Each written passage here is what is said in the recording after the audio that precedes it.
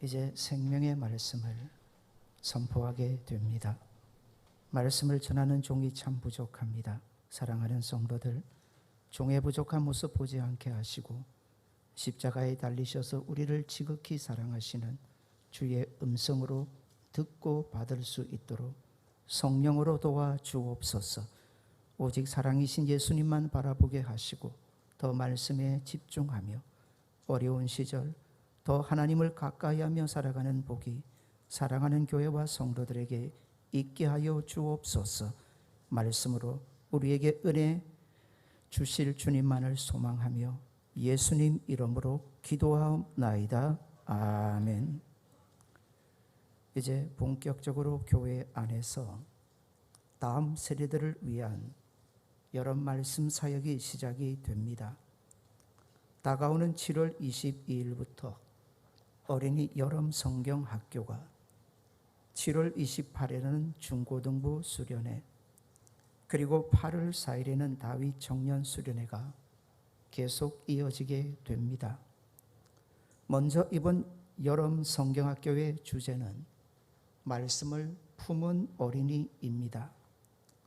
오늘 주일이 10일이니 아직 여름 성경학교가 시작되기 전까지는 제법 여유가 있습니다. 그럼에도 불구하고 조금 일찍 여름 성경학교와 관련된 말씀을 전하고자 하는 까닭이 있습니다. 그건 바로 주제 때문입니다. 말씀을 품은 어린이라는 바로 이 주제 때문이죠. 언젠가 인도의 지도자 간디에 대한 얘기를 듣고 참 감동을 받은 적이 있습니다. 내용은 이랬습니다. 하루는 이웃집에 사는 아주머니가 자기 아이를 데리고 간디를 찾아옵니다. 간디에게 부탁을 하죠. 자신의 아이가 너무 사탕을 좋아하니 좀 아니라고 타일러 달라는 거였습니다. 부탁을 받은 간디가 아주머니에게 그럽니다. 한 달 뒤에 다시 아이를 데리고 오면 좋겠다고 말입니다. 왜 한 달 뒤에라고 할까? 의문은 생겼지만 아주머니 그대로 합니다. 한 달이 지나 다시 간디를 찾아왔을 때 간디는 아이에게 사탕을 그리 좋아하면 안 된다고 타일러 주고 아이는 고쳐지죠. 왜 한 달 뒤일까 궁금하게 여겼던 아주머니가 간디에게 물을 때 간디의 답은 이거였습니다. 자신도 사탕을 너무 좋아한다는 거였습니다. 그런 자신이 어떻게 아이에게 사탕을 먹지 말라 말할 수 있겠는가? 그리고 주어진 그 한 달의 기간 동안 간디도 사탕을 완전히 끊어버렸답니다. 그리고 아이에게 사탕에 대해 그렇게 타일러 줬던 거죠. 그렇습니다. 어른 세대가 다음 세대에게 하나님의 말씀대로 살라고 하며 어른 세대가 그리 살지 못한다면 그런 배움과 가르침이 그 아이에게 무슨 도전을 주겠습니까? 여러 말씀 사역을 통해 말씀을 품은 어린이가 되자 아이들에게 가르쳤는데 가정에서 부모가 그런 아이 앞에 본을 보이지 않는다면 아이에게 오히려 역효과가 나는 것은 아닐까요? 더 나아가 그런 아이가 하나님의 말씀을 품기는커녕 가볍게 여겨버릴 수도 있지 않을까요? 조금이라도 일찍 이렇게 말씀드리는 이유, 불과 며칠간이겠지만 그래도 함께 애를 쓰자는 겁니다. 지금부터라도 말이죠. 우리 성산의 다음 세대들이 참으로 말씀을 품은 복된 생명들이 될 수 있도록 우리가 먼저 말씀의 본을 함께 보여주자는 겁니다. 또한 이게 어디 다음 세대만을 위한 겁니까? 아니죠. 누가 참으로 복 있는 사람입니까? 어떤 인생이 참으로 복된지를 제대로 가르쳐주는 시편 1편은 분명히 교훈해 줍니다. 여호와의 율법이죠. 말씀입니다. 그 말씀을 즐거워하고 그 율법을 주야로 묵상하는 자라 했습니다. 우리는 하나님 나라의 백성입니다. 대한민국의 사람으로 대한민국 법을 지켜야 합니다. 그 법을 어기면 범법자가 됩니다. 죄인이 되죠. 마찬가지입니다. 하나님 나라의 백성인 우리가 하나님 나라 법인 하나님의 말씀을 제대로 지키지 않으면 어찌 되겠습니까? 하나님의 말씀을 지키지 않으며 어찌 하나님의 나라의 백성이라 떳떳이 우리가 말할 수 있을까요? 아무쪼록 하나님 나라의 백성으로서 말씀도 붙잡으시고요, 더욱 하나님 나라의 백성답게 당당하게 오늘을 살아가는 저와 여러분 되셨으면 좋겠습니다. 오늘 본문을 보시면 요단 서편 동편의 땅을 요구하는 세 지파를 보게 됩니다. 바로 르벤, 갓, 므낫셋 반지파인데, 두 지파 반인데 세 지파로 말씀을 드리면서 설명하려고 합니다. 먼저 오늘 본문의 1절입니다. 1절을 우리 같이 한번 읽겠습니다. 르벤 자손과 갓 자손은 심히 많은 가축대를 가졌더라. 그들이 이 야셀 땅과 길르앗 땅을 본적 그곳은 목축할 만한 장소인지라. 아멘. 여기에 므낫셋 반지파를 포함하면 세 지파가 됩니다. 이들이 왜 요단 동편의 땅을 요구한 걸까요? 1절은 정확하게 가르쳐 줍니다. 가축이 많아서라고 말입니다. 다른 지파들보다 더 가축을 많이 가졌기 때문이다. 우리는 인생을 살면서 남들보다 더 많이 가지기를 원합니다. 그런 환경과 그런 상황을 두고 부러워하고 그게 복이라 여길 때가 많습니다. 그러나 말씀 앞에서 한번 생각해 보자는 겁니다. 남들보다 더 많이 가졌다고, 내 삶의 환경이 더욱 여유롭고 풍요롭다고 꼭 좋은 것이라 말할 수 있겠는가? 무엇이 복입니까? 성경은 분명히 우리가 하나님을 가까이함이 우리의 복이라 가르쳐 줍니다. 그런데 만약 여러분이 하는 사업이 너무 번창하고 잘 되어서 그것 때문에 하나님을 가까이 하지 못한다면, 그것 때문에 오히려 예배를 소홀히 하게 되신다면, 세상 일에 너무 바빠서 하나님의 말씀을 읽고 듣고 묵상하는 시간이 줄어든다면, 그것 때문에 오히려 내 기도하는 시간이 줄어든다면 과연 복일까요? 성경은 아니라 합니다. 세상은 복이라 할 수 있을런지 모르지만 성경은 복이 아니요 독이다. 복이 아니라 오히려 장애물이 될 수 있다 가르쳐 주죠. 오늘 우리는 참 풍요로운 시대를 삽니다. 이 땅 5,000년 역사에 이렇게 풍요로운 시절이 있었을까요? 단언컨대 없었습니다. 너무 풍요로운 시절을 살다 보니 상대적으로 필요한 것도 많아졌고요, 인생이 얼마나 바빠졌는지 모릅니다. 그런데 신앙생활 하시며 이거 기억하셔야 합니다. 이 땅을 사는 사람들은 바쁜 게 무조건 좋다 압니다. 아닙니다. 바쁜 게 나쁜 게 될 수 있습니다. 충분히 그렇게 될 수 있습니다. 너무 바빠서 하나님을 가까이 하는 일에 소홀히 된다면 그 바쁨은 반드시 우리 영혼의 나쁨이 되는 거죠. 그래서 우리는 충분히 이렇게 말할 수 있습니다. 우리 눈에 좋게 보인다고 좋은 게 다 좋은 건 아니라는 거죠. 오늘 본문에 나오는 세 지파를 보십시오. 다른 지파에 비해 뭐가 많았다고 했습니까? 가축이 훨씬 더 많았습니다. 이건 그들이 다른 지파에 대해서 상대적으로 부자였고 상대적으로 훨씬 더 여유로운 삶을 살았다 보시면 됩니다. 이스라엘은 유목민입니다. 농사를 잘 지을 줄 몰라요. 그러니 이들에게 있어서 가축은 재산 중에 재산입니다. 그러니 이게 많다는 것은 다른 지파들로부터도 충분히 부러움의 대상이 될 수 있습니다. 그런데 오늘 본문을 보시면 그 풍요로움이, 그 더 많이 가진 바로 그 모습이 세 지파에게 복이 아니라 장애가 되고 독이 되는 모습을 발견하게 됩니다. 다시 본문을 봅니다.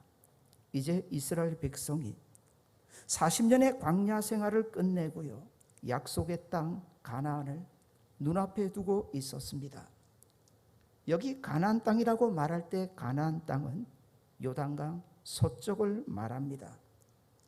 이스라엘 백성들이 가나안 땅에 들어가는 경로를 보면 요단 동편에서 시작해서 요단강을 건넙니다. 그리고 요단 서쪽으로 들어가게 되죠. 바로 그 요단 서쪽의 땅이 가나안 땅이라 보시면 됩니다. 정말 결정적인 순간이 왔습니다. 들어가서 이제 하나님의 말씀대로 가나안 땅을 차례로 정복해 가야 하는데 갑자기 오늘 본문에서처럼 세 지파가 모세를 찾아옵니다. 정말 무례한 요구를 하고 나선 겁니다. 자기들은 요단강을 건너지 않겠다는 겁니다. 보니 이 땅이 너무 좋다는 거죠.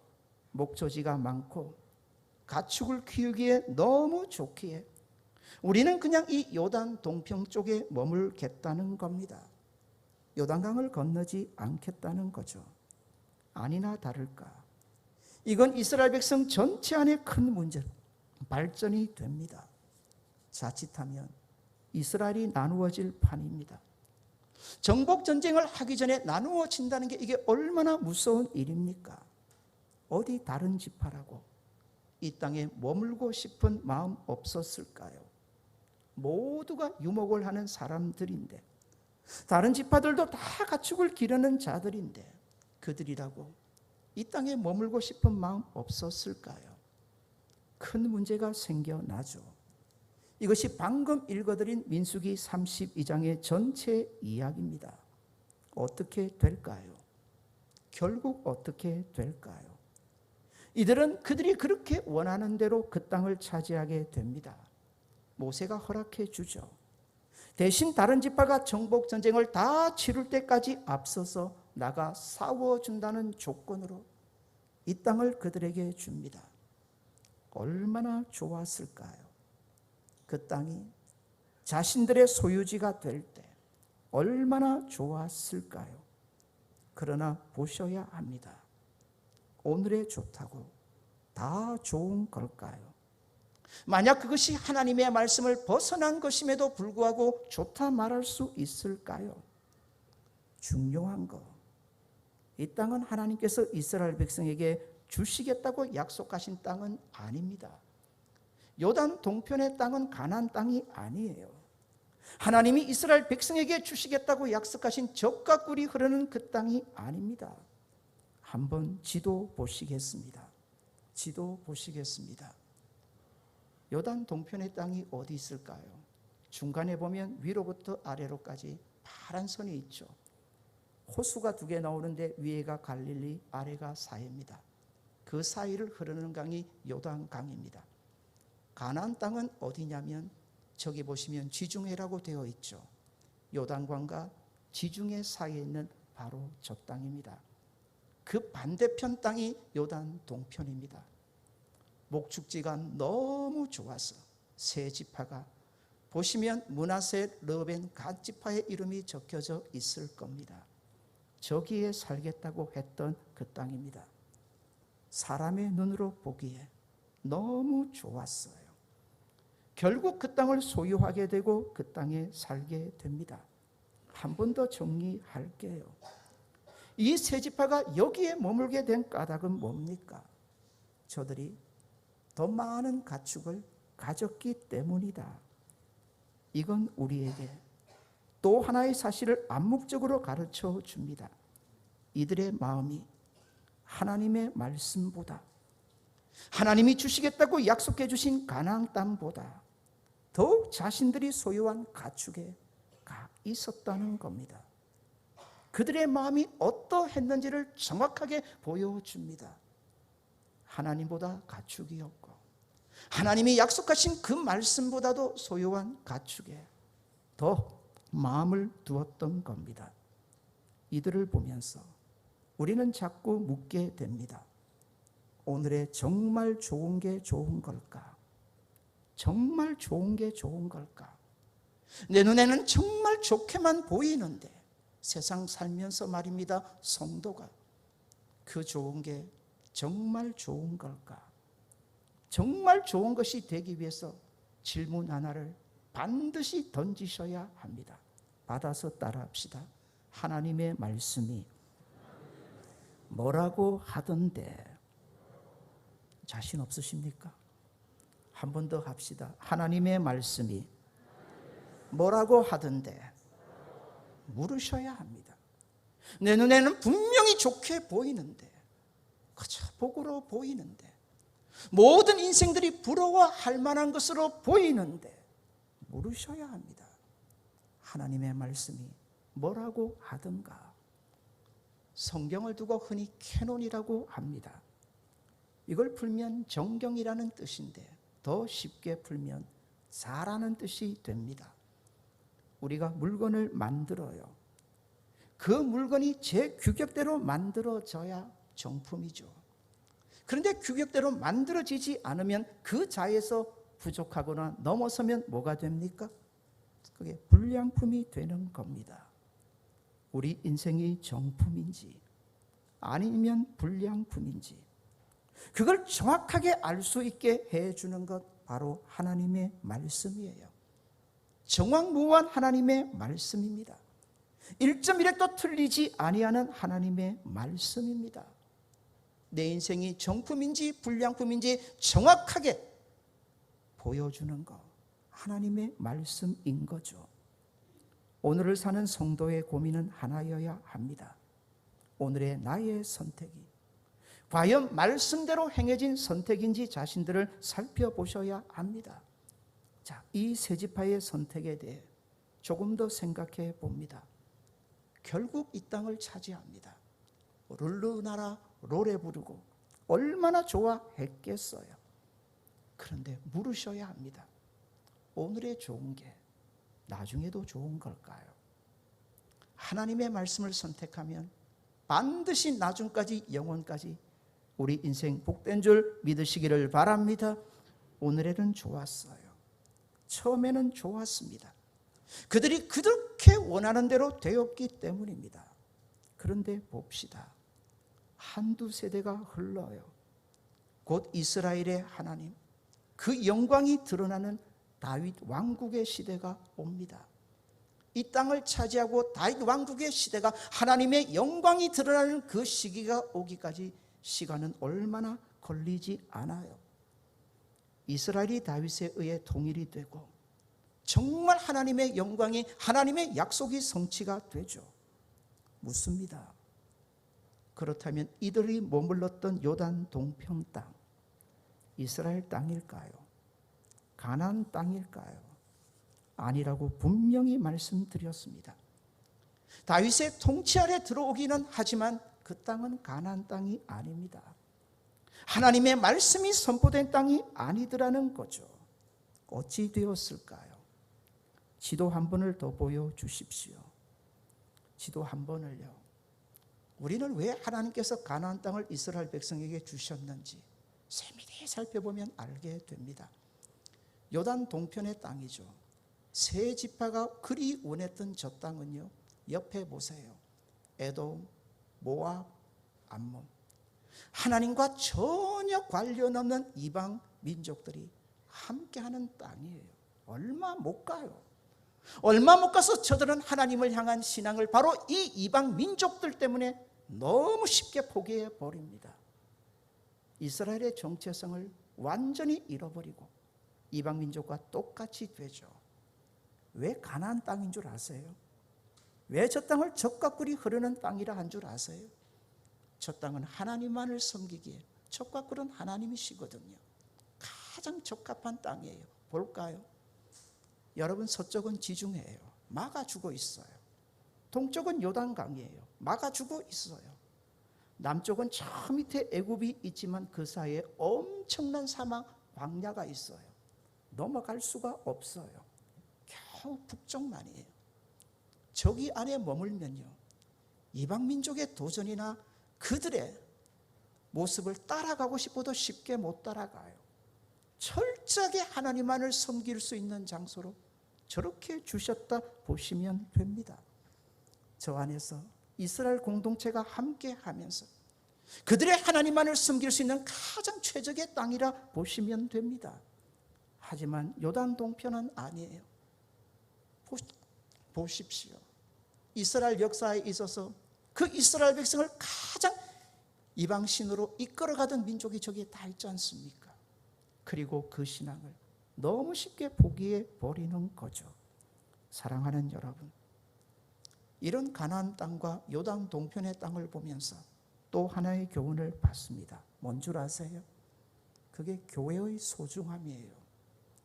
함께 같은 신앙을 가진 믿음의 형제와 함께 한다는 게 얼마나 좋은지 옆에 분에게 우리 같이 한번 도전합시다. 당신 때문에 내가 삽니다. 정확해요.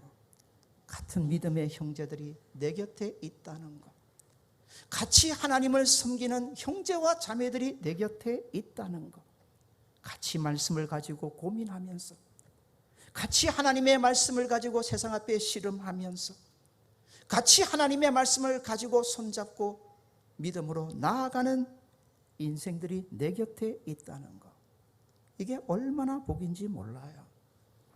신앙생활에 3대 강령이 있다고 하죠. 하나님 중심, 말씀 중심, 그 다음요, 교회가 왜 중요한 줄 아세요? 믿음의 공동체와 함께하는 게 얼마나 중요한 줄 아세요? 사랑하는 여러분, 내 곁에 있는 함께 신앙생활하는 형제들을, 자매들을 소중히 여기셔야 돼요. 그리고 우리 함께 손잡고 같은 중심으로 하나님을 더욱 아름답게 섬겨가는 복이 우리 성산에 가득하기를 원합니다. 세월이 조금 흘러요.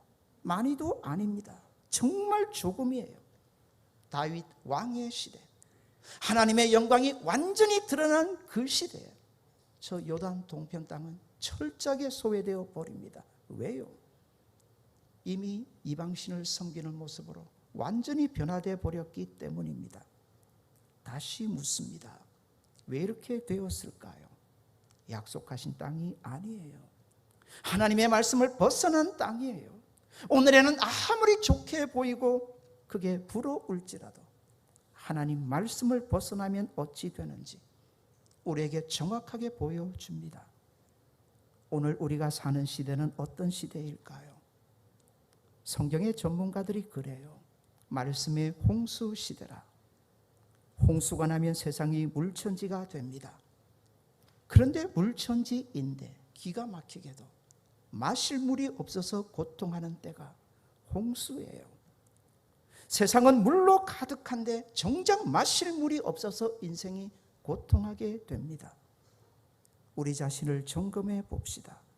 여러분은 오늘 하나님의 말씀에 어떻게 반응하십니까?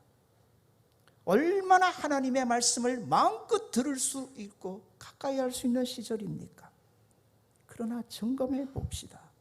하나님의 말씀이 좋아서 기뻐서 어쩔 줄 몰라 하셨던 적이 언제입니까? 세상이 어떠하든 하나님의 말씀 붙잡고 믿음으로 당당하게 살아가셨던 적 언제입니까? 하나님의 말씀이 좋아서 읽고 또 읽고 하셨던 적 언제입니까? 하나님의 말씀이 너무 좋아서 내가 그 말씀 받고 은혜 받은 건 나누고 싶어서, 전하고 싶어서 견딜 수 없어 하셨던 적 언제입니까? 묻습니다. 지금 나와 하나님의 말씀과의 관계는 어떻습니까? 혹시 하나님의 말씀대로 사는 게 버겁고 무겁고 편하지 않고 무언가 부담이 되고 그렇지는 않습니까? 하나님의 말씀 앞에 자꾸 설마 하는 마음은 들지 않습니까? 반드시 물으셔야 합니다. 한 번 더요. 하나님의 말씀 앞에 그 말씀이 너무 좋아 아멘 아멘으로 반응하셨던 적 언제이십니까? 답이 지금이라면, 목사님 지금이라면, 지금요라고 말씀할 수 있다면 너무 감사한 거죠. 신앙은 언제나 현재형이어야 합니다. 신앙은 결코 과거 붙잡고 살면 안 됩니다. 과거의 신앙 자랑하지 말라는 겁니다. 과거의 그 신앙이 오늘의 내 모습이 아니라면 지금의 수정하셔야 합니다. 사랑하는 여러분, 우리나라가 선진국이 되다 보니까 이제 외국 사람들이 많이 구경 오려고 하죠. 오면 깜짝 놀라는 것 중에 하나가 있다고 합니다. 고속도로에 휴게소라고 하죠. 한번 외국 나가보신 분들은 그 이유를 아실 겁니다. 우리나라가 정말 잘 되어 있구나. 고속도로 휴게소입니다. 화장실 끝내줍니다. 다른 시설들도 얼마나 좋든지 사실 웬만한 개인집보다 낫습니다.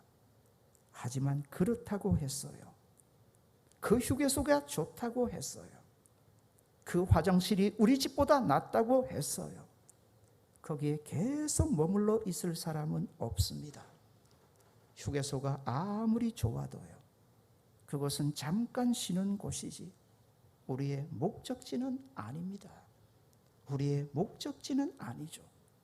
거기가 좋다고 거기에 머물러 있어서는 안 되는 것 아닙니까? 휴게소가 좋다고 한 달, 두 달, 1년 누가 살겠습니까? 어떻게 보면 지금 새 집화가 딱 그 짝인 겁니다. 아닌데 말입니다. 사람의 손은 두 개입니다.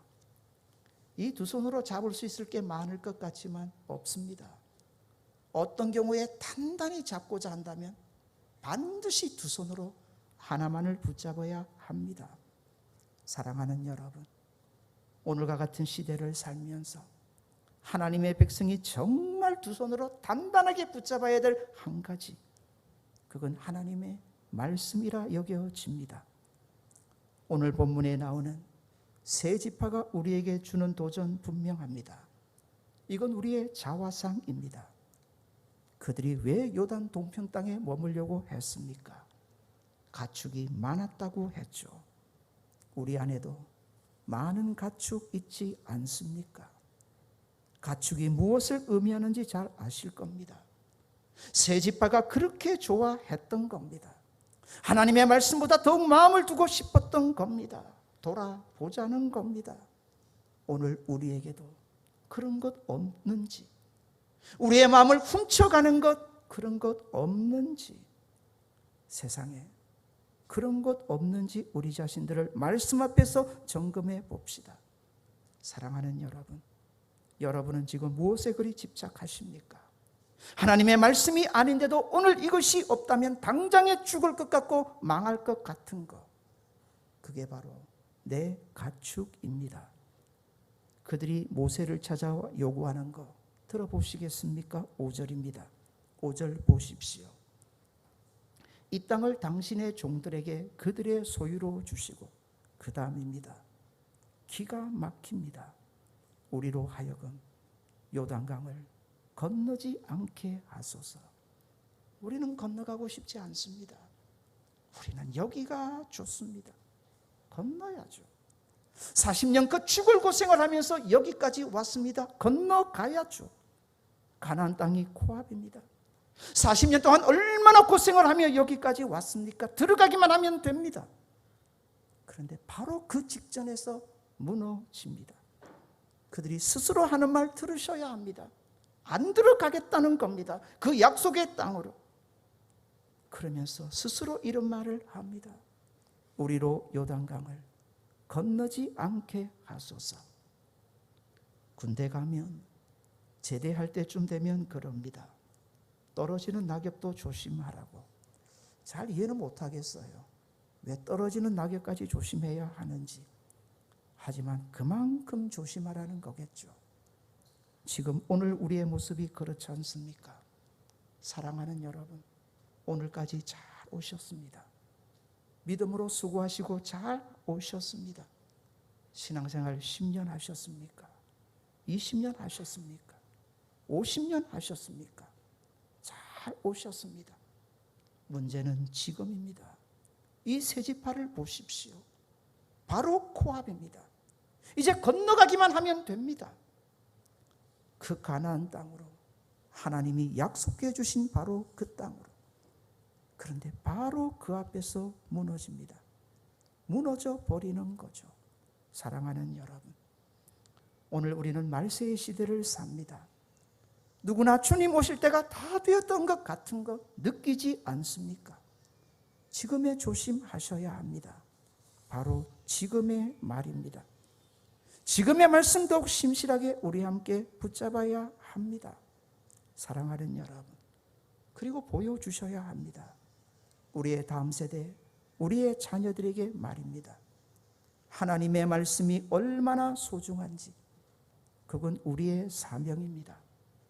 우리만 잘 살면 되겠습니까? 아니죠. 책임져야 합니다. 적어도 다음 세대까지는 말입니다. 신실하게 우리에게 주신 그 믿음 제대로 다음 세대까지는 물려주셔야 합니다. 하나님 앞에 서면 다른 것으로 우리 판가름 나지 않습니다. 적어도 맡겨주신 다음 세대에게 우리의 믿음, 이 말씀 중심의 신앙만큼은 제대로 물려줘야 합니다. 사랑하는 여러분, 요한계시록 1장 3절은 우리에게 분명한 가르침을 줍니다. 제가 끊어둔 대로 우리 같이 한번 읽어보도록 하겠습니다. 같이 읽겠습니다. 이 예언의 말씀을 읽는 자와 듣는 자와 그 가운데 기록한 것을 지키는 자는 복이 있나니. 아멘이십니까? 오늘 우리의 문제, 새 지파와 다르지 않습니다. 가축이 너무 많아요. 가축이 너무 많습니다. 지금에 조심해야 합니다. 지금에 흔들리지 마셔야 합니다. 오늘까지 잘 오셨습니다. 지금에도 하나님의 말씀 붙잡고 저와 여러분 모두가 하나님의 백성답게 살아가셨으면 좋겠습니다. 우리뿐만이 아니죠. 적어도 그 신앙으로, 그 믿음으로, 말씀 중심의 신앙으로 다음 세대까지는 우리가 지켜가야 합니다. 적어도 다음 세대 앞에서 말씀에 본은 보여주셔야 합니다. 한 번 더, 사랑하는 여러분, 요한계시록 1장 3절을 읽을 때 이 말씀이 우리의 신비에 그대로 새겨졌으면 좋겠습니다. 같이 한번 요한계시록 1장 3절 읽고요, 기도하도록 하겠습니다. 같이 읽겠습니다. 이 예언의 말씀을 읽는 자와 듣는 자와 그 가운데 기록한 것을 지키는 자는 복이 있나니. 아멘. 끝까지 말씀 중심의 신앙으로 살아가시는 저와 여러분 되시기를 바랍니다. 우리 같이 한번 기도하겠습니다. 돌아봅시다.